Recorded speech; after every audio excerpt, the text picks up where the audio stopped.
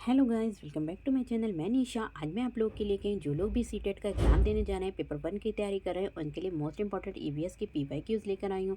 ये एग्जाम जो हमारा हुआ था वो आपका 20 अगस्त 2023 को जो एग्जाम हुआ था, उसमें जो एग्जाम में पीवाईक्यूज पूछे गए थे, आज वही लेकर आई हूँ। इससे पहले मैंने 2011 से लेकर सभी मैंने पीवाईक्यूज करा दिए हैं। जिन लोगों ने नहीं वो वीडियोज़ देखी वो मेरे चैनल पर जाकर देख सकते हैं। और मैं अभी आप लोगों की प्ले भी तैयार कर दूँगी ताकि आप लोग को कोई भी परेशानी ना हो।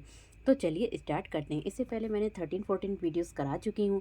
जिन लोगों ने पीवाईक्यूज़ की वीडियोस नहीं देखी है, सीडीपी की भी आपकी चल रही है, आपकी हिंदी सीडीपी और आपका आ जाएगा ईवीएस और एसएसटी की भी तैयारी चल रही है। जल्दी आपकी जो मैथ्स कराई गई है और आपकी रह गई इंग्लिश की भी आपकी वीडियोस लेकर आऊँगी। तो चलिए स्टार्ट करते हैं। देखिए, तो यहाँ पे ईवीएस का सेक्शन करा रही हूँ। तो यहाँ पे देखिए क्या है, यहाँ पे 61 से आपके जो क्वेश्चन दे रखे होंगे वो आपके ईवीएस के दे रखे होंगे। तो देखिए यहाँ पे जो क्वेश्चन दे रखा है, तो क्वेश्चन नंबर हमारा दे रखा है 61। एक शिक्षिका ईवीएस शिक्षण, ईवीएस यानी कि जो हमारा इन्वायरमेंटल स्टडी शिक्षण के लिए अपने विद्यार्थियों के साथ तुल्यकालिक यानी सिंक्रोन्स क्रोन्स संप्रेषण का चयन करना चाहती है, तो वो निम्नलिखित में से किसे चुनेगी। तो वो निम्नलिखित में से किसे चुनेगी, तो किसे चुनेगी यहाँ पर जो जो शिक्षिका चुनेगी, किसे चुनेगी, वीडियो कॉन्फ्रेंसिंग, ऑनलाइन चैट, सत्र, फोन कॉल आदि को चुनेगी। नेक्स्ट हमारा क्वेश्चन है, क्वेश्चन नंबर 62 है। यहाँ पे कह रहे हैं कि यदि थीम यात्रा, यदि यदि थीम जो है, हमारी जो थीम दे रखी है, 6 थीम दे रखी हैं जो ईवीएस में, तो कह रहे हैं कि यदि थीम जो है यात्रा रेलवे ईवीएस में एक सामुदायिक संसाधन के रूप को दर्शाता है, तो निम्नलिखित में से कौन पूरा करेगा। थीम भोजन, तो थीम जो है भोजन, भोजन को कौन पूरा करेगा। तो भोजन यहाँ पे जो है वो किस थीम में आ जाएगी, हमारी कृषि फार्म में आ जाएगी। नेक्स्ट हमारा क्वेश्चन है, क्वेश्चन नंबर 63 है। ईवीएस शिक्षण के दौरान, किसके, ईवीएस को पढ़ाने के दौरान जब एक शिक्षक का बयान या फिर प्रश्न जो विद्यार्थियों को स्वयं खुद ही या फिर अपने साथियों की प्रतिक्रियाओं से उत्तर को विस्तृत करने के लिए प्रोत्साहित करता है, तो कौन प्रोत्साहित करता है, तो कौन करता है, खोजपूर्ण प्रश्न। क्या होते हैं, खोजपूर्ण प्रश्न को क्या करता है, प्रोत्साहित करता है। नेक्स्ट हमारा क्वेश्चन है, क्वेश्चन नंबर 64 है। अनीता परिवार थीम को पढ़ाने के लिए एक एक इकाई योजना तैयार करती है। अनीता, जो अनीता लड़की है, कहने के अनीता जो लड़की है वो परिवार, कौन अनीता यानी कि जो टीचर हैं अनीता हैं, वो परिवार थीम कौन सी है, हमारा फैमिली है। परिवार थीम को पढ़ाने के लिए एक क्या बनाती, इकाई योजना तैयार करती है। तो इकाई योजना जो तैयार करती है, निम्नलिखित में से कौन सा उसकी इकाई योजना का शीर्षक होगा। तो वो परिवार को पढ़ाने जा रही, तो उसका क्या शीर्षक योजना होगी, तो कौन सी होगी, तो यहाँ पर कौन सी होगी, परिवार। तो पहले तो वो योजना बनाएगी परिवार, फिर उसमें जो है संबंध बताएगी, फिर लिंग भूमिकाएं बताएगी, ठीक है, परिवार, फिर परिवार में क्या क्या संबंध होते हैं, क्या रिलेशंस होती हैं, लिंग भूमिकाएं, व्यवसाय बदलते समय में सामाजिक सांस्कृतिक इकाई के रूप में।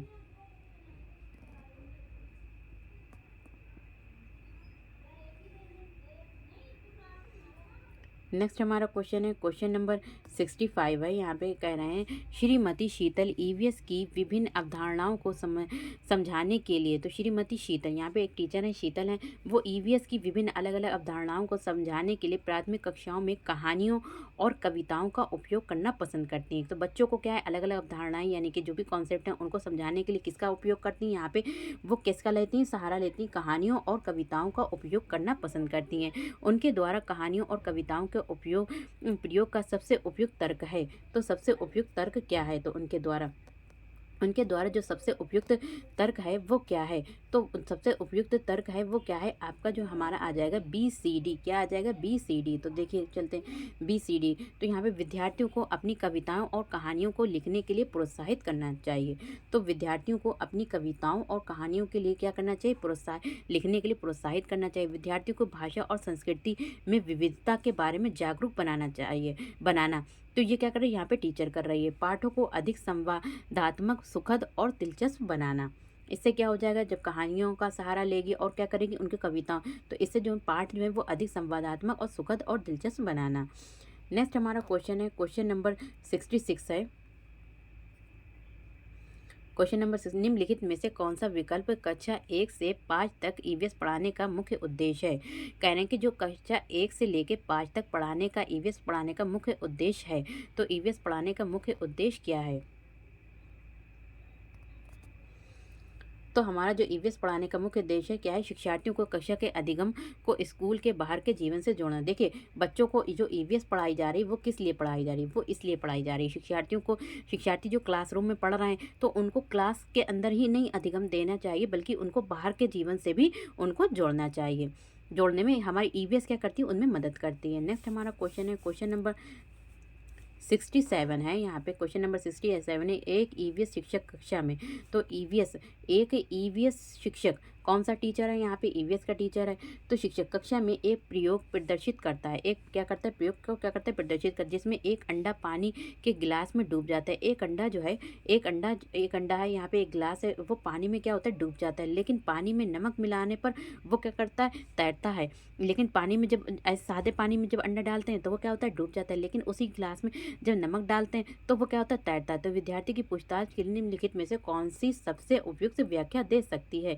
तो कौन सबसे उपयुक्त व्याख्या दे सकती है, तो कौन दे सकती है सबसे उपयुक्त व्याख्या, अलग अलग मात्रा में नमक के साथ प्रयोग करें और उनका अवलोकन करें। अब क्या करेंगे हम, जो है कभी क्या करेंगे, यहाँ पे करें कि अलग अलग मात्रा में नमक के साथ प्रयोग करें और उनका अवलोकन करें। अब क्या है, यहाँ पे मान लीजिए एक गिलास है, ठीक है, एक गिलास है और इसमें सादा पानी है, और हमने जब अंडा डाला तो यहाँ पे क्या हो जाएगा, वो डूब जाएगा। लेकिन हम क्या करेंगे, यहाँ पे एक गिलास है, उसमें क्या कर दिया, थोड़ा सा हमने इसमें नमक डाल दिया, ठीक है, इतना नमक डाल दिया। अब अंडा डाला तो वो डूबा नहीं।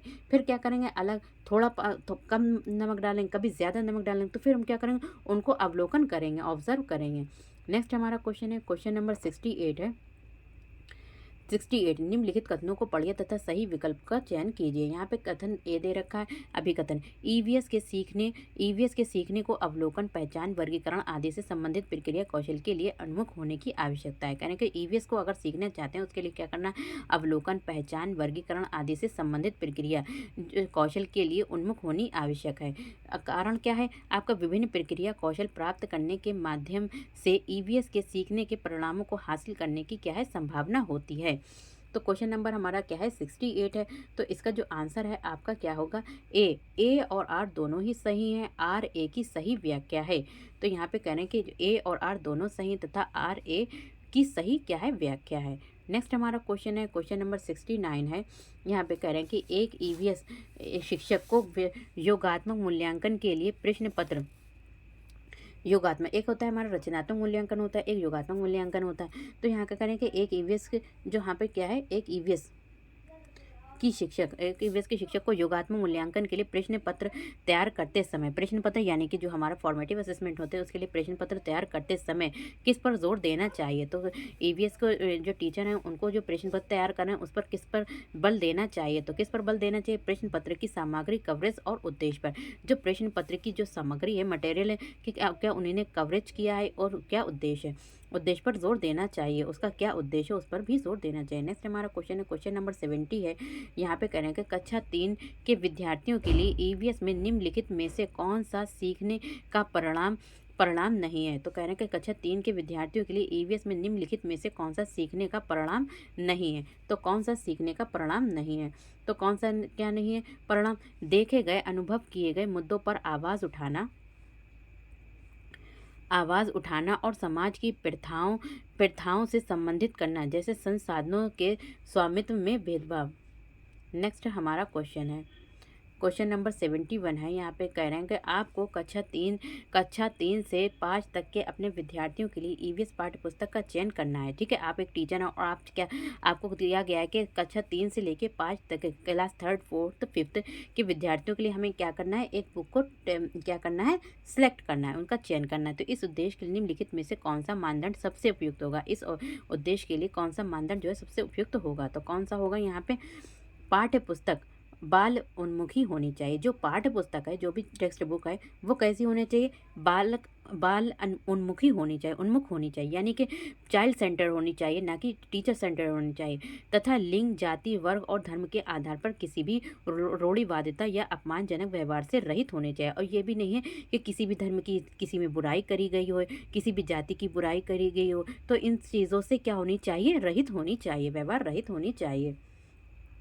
नेक्स्ट हमारा क्वेश्चन है, क्वेश्चन नंबर 72 है, निम्नलिखित कथनों को पढ़िए तथा सही विकल्प का चयन कीजिए। तो कथन दे रखा है प्राथमिक स्तर पर ईवीएस में विषयों के बजाय थीम है। तो जो प्राथमिक स्तर है उसमें स्तर पर ईवीएस में विषयों की बजाय क्या है, थीम है। तो यहाँ पे विषय ना दे रखे, वहाँ पे बजाय क्या है, थीम दे रखी है। तो कारण क्या है, विषयों की तुलना में थीम आधारित ईवीएस सीखना शिक्षकों और विद्यार्थियों के लिए क्या है, आसान है। तो यहाँ पे दो चीज़ें दे रखी हैं, तो इसमें जो है आपका जो राइट है वो क्या है, तो यहाँ पे राइट क्या है आपका, ए और आर दोनों सही हैं, परंतु आर ए की सही व्याख्या नहीं कर रहा है। कह रहे हैं कि ए और आर दोनों ही सही हैं, लेकिन यहाँ पे क्या है जो व्याख्या, परंतु आर ए की सही व्याख्या, जो आर व्याख्या कर रहा है वो ए की सही व्याख्या नहीं कर रहा है। तो नेक्स्ट हमारा क्वेश्चन है, क्वेश्चन नंबर 72 हो गया, ठीक है, आपका 72 हो गया। फिर आपका आता है 73। आप ईवीएस के शिक्षा विद्यार्थियों के लिए व्यवहारिक गतिविधियों को प्रोत्साहित करना चाहते हैं। क्या है, आप ईवीएस के विद्यार्थियों के लिए क्या है, आपके जो विद्यार्थी हैं ईवीएस के, उनके लिए व्यवहारिक गतिविधियों, यानी कि जो व्यवहारिक गतिविधियों को क्या करना चाहते हैं, प्रोत्साहित करना चाहते हैं। निम्नलिखित में से कौन सी क्रिया सबसे उपयुक्त है। तो निम्नलिखित में से कौन सी क्रिया जो है सबसे उपयुक्त है। तो कौन सी क्रिया सबसे उपयुक्त है, तो जो क्रिया है वो क्या, उपलब्ध सामग्री से ईवीएस किट विकसित करना। उपलब्ध जो भी उपलब्ध सामग्री मटेरियल, उससे क्या करना, एक ईवीएस किट क्या करना, डेवलप करना। नेक्स्ट हमारा क्वेश्चन है, क्वेश्चन नंबर 74 है। यहाँ पे कह रहे हैं कि ईवीएस के लिए रचनात्मक आंकलन, ईवीएस के लिए क्या जो रचनात्मक आंकलन होता है, ठीक है, जो हमारा फॉर्मेटिव आंकलन, एक होता है समेटिव असेसमेंट होता है, ठीक है, समेटिव असेसमेंट होता है, और आपका एक होता है फॉर्मेटिव असेसमेंट। तो यहाँ पे जो है फॉर्मेटिव असेसमेंट की बात कर रहे हैं, यहाँ पे रचनात्मक आंकलन, जो फॉर्मेटिव असेसमेंट होता है वो हमारे हाफ ईयरली है, एनुअल है। तो फॉर्मेटिव असेसमेंट होता है, समेटिव असेसमेंट होता है, इसे बोलते हैं हम फॉर्मेटिव असेसमेंट बोलते हैं। तो यहाँ पे तो कह रहे हैं कि जो समेटिव असेसमेंट होता है, सॉरी फॉर्मेटिव असेसमेंट होता है, उसके लिए क्या है कि तो क्या है, ईवीएस के लिए रचनात्मक आंकलन डैश है। तो रचनात्मक आंकलन जो है ईवीएस के लिए क्या है, तो यहाँ पे कह रहे हैं जो इसका आंसर है वो आपका क्या है, ए और सी है। क्या है आपका आंसर जो है वो क्या है, आपका ए और सी है। तो आगे देखते हैं ए और सी में क्या है। तो यहाँ पे ए क्या है, सीखने के लिए आंकलन, तो रचनात्मक आंकलन क्या होता है, वो सीखने के लिए आंकलन है, और दूसरा क्या है, ए और सी अधिगम के रूप में आंकलन है। नेक्स्ट हमारा क्वेश्चन है, क्वेश्चन नंबर 75 है, निम्नलिखित को पढ़िए तथा सही विकल्प का चयन कीजिए। यहाँ पे अभी कथन दे रखा है, ईवीएस में क्षेत्र भ्रमण प्रभावी शिक्षण शास्त्रीय नीति। कह रहे हैं कि ईवीएस में क्षेत्र भ्रमण, ये क्षेत्र भ्रमण क्या होता है कि हम किसी के बारे में, चीज़ के बारे में पढ़ रहे हैं, अब हम क्या करेंगे, उसको देखने जाएंगे। जैसे कि हम कहीं मान लें चिड़ियाघर के बारे में पढ़ा, अब हम क्या करेंगे, उस चिड़ियाघर को देखने जाते हैं। तो क्षेत्र भ्रमण प्रभावी क्या है, शिक्षण शास्त्रीय रणनीति है। ईवीएस में जो क्षेत्र भ्रमण करना है वो क्या है, एक प्रभावी शिक्षण शास्त्रीय रणनीति है। क्षेत्र भ्रमण वस्तुओं, घटनाओं और स्थानों की याददाश्त को बढ़ावा देती है। तो देखिए यहाँ पे तो दोनों ही कथन सही है, लेकिन आपका हम आंसर देखते हैं क्या है। तो क्वेश्चन नंबर आपका है 75। तो इसका जो आंसर हो वो क्या है, ए सही है परंतु आर गलत है। यहाँ पे कह रहे हैं कि ए सही है, ए सही है परंतु क्या है, आर गलत है।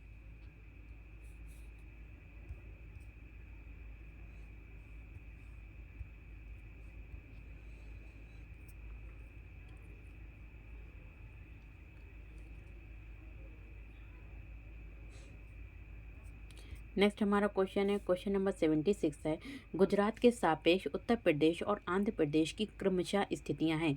यानी गुजरात के सापेक्ष उत्तर प्रदेश और आंध्र प्रदेश की जो क्रमशः स्थितियां हैं वो क्या हैं। तो जो उनकी क्रमशः स्थितियां हैं वो क्या हैं, तो क्या है, हमारे उत्तर पूर्व दक्षिण पूर्व, क्या है, उत्तर पूर्व और दक्षिण पूर्व है। नेक्स्ट हमारा क्वेश्चन है, देखिए 75 का जो आंसर था वो आपका क्या है, 75 हो गया, ठीक है, सही है परंतु आर गलत है। 76 का भी हो गया। अब आता है 77। रामा प्रत्येक शाम को अपने दोस्तों के साथ क्रिकेट खेलता है। तो यहाँ पे एक रामा लड़का है, वो क्या करता है, हर शाम को अपने दोस्तों के साथ क्या करता है, क्रिकेट खेलता है, क्रिकेट करता है। वो क्रिकेट खेलने में कौन सी ऊर्जा का उपयोग कर रहा है, तो उसकी कौन सी ऊर्जा का उपयोग कर रहा है क्रिकेट खेलने में, तो मांसपेशियों की ऊर्जा, कौन सी मांसपेशियों की ऊर्जा का वो क्या कर रहा है, उपयोग कर रहा है। नेक्स्ट आपका क्वेश्चन है, क्वेश्चन नंबर 78 है, जब हम ईंधन जलाते हैं तो हमें प्राप्त होती है, जब हम क्या करते हैं, ईंधन जलाते हैं तो हमें क्या प्राप्त होता है। तो जब हम ईंधन जलाते हैं तो हमें क्या होती, ऊष्मा और प्रकाश प्राप्त होता है। क्या होता है, ऊष्मा और प्रकाश प्राप्त होता है। नेक्स्ट हमारा क्वेश्चन है, क्वेश्चन नंबर 79 है,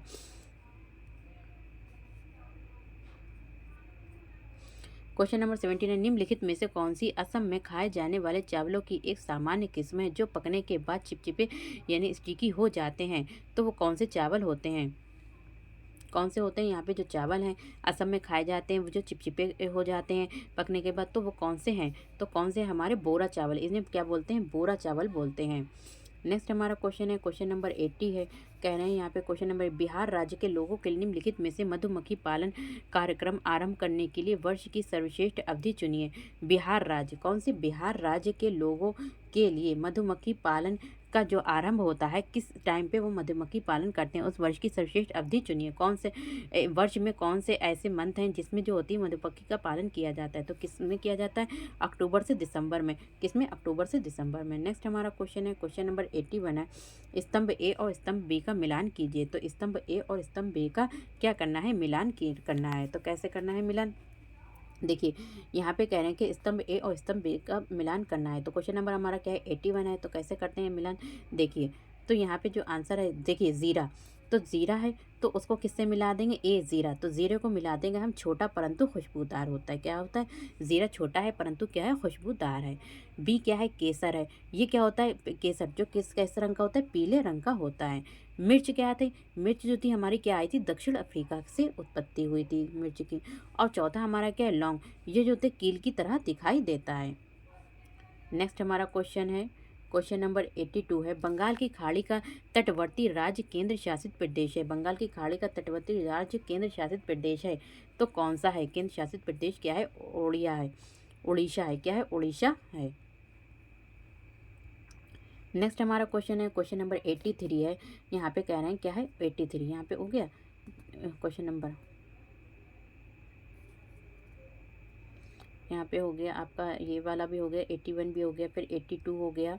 82 का आपका है 1, फिर आता है आपका 83। 83 का में जंगलों के बारे में निम्नलिखित कथनों पर विचार कीजिए। जंगलों के बारे में निम्नलिखित कथनों पर विचार कीजिए। जंगल क्या है? तो जंगलों के बारे में कह रहे हैं कि निम्नलिखित कथनों पर विचार कीजिए।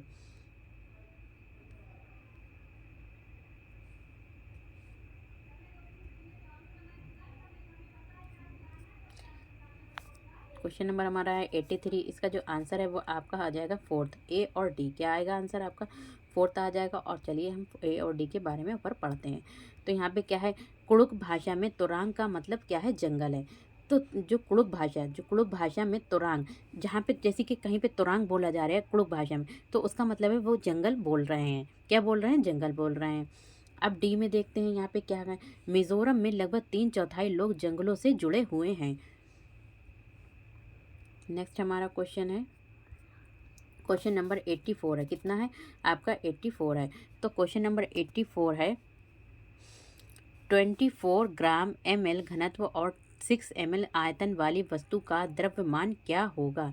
तो कह रहे हैं कि इसका द्रव्यमान क्या होगा? तो कितना होगा आपका? 144 ग्राम होगा। नेक्स्ट हमारा क्वेश्चन है क्वेश्चन नंबर 85 है, सांपों के बारे में निम्नलिखित कथनों पर विचार कीजिए तथा निम्नलिखित में से गलत कथन को चिन्हित कीजिए। कह रहे हैं कि गलत कथन को क्या करना है? चिन्हित करना है।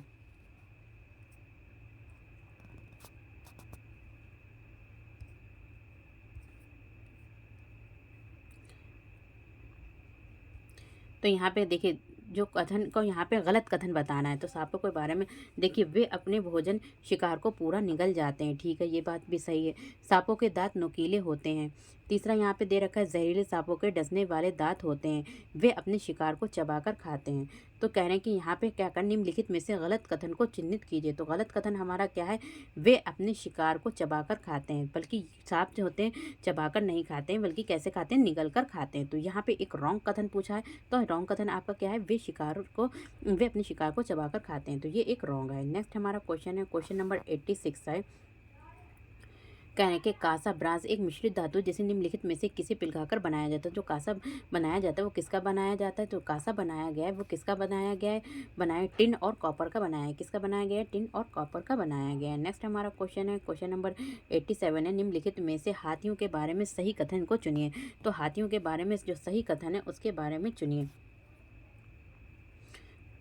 तो हाथी बहुत अधिक आराम नहीं करते हैं। ठीक है, हाथियों के बारे में क्या है, हाथी जो होते हैं बहुत अधिक आराम नहीं करते, वे दिन में 2 से 4 घंटे ही सोते हैं। बिल्कुल सही है।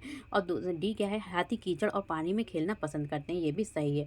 ऊपर देखिए यहाँ पे जो 2 क्वेश्चन दे रखे हैं वो आपके रॉन्ग देखे। 3 महीने के हाथी के बच्चे का वजन लगभग 100 किलोग्राम होता है, तो ये बिल्कुल रॉन्ग है, बल्कि 200 किलोग्राम होता है। एक वयस्क हाथी दिन में 200 किलोग्राम पत्तियां झाड़ियाँ खाता है, ये खा सकता है, तो ये भी रॉन्ग है। तो आपके 2 आंसर सही, 2 चीज़ सही है। तो क्या है, सी और डी सही है। क्या है आपका, सी और डी राइट है। नेक्स्ट हमारा क्वेश्चन है, क्वेश्चन नंबर हमारा है 88। निम्नलिखित कथन ए और बी पर विचार कीजिए। कथन ए, मनाली डैश ढालू छत, मनाली में जो है ढालू छतों वाले मजबूत बांसों के खंभों पर बने ऊंचे उठे लकड़ी के घर बनाए जाते हैं।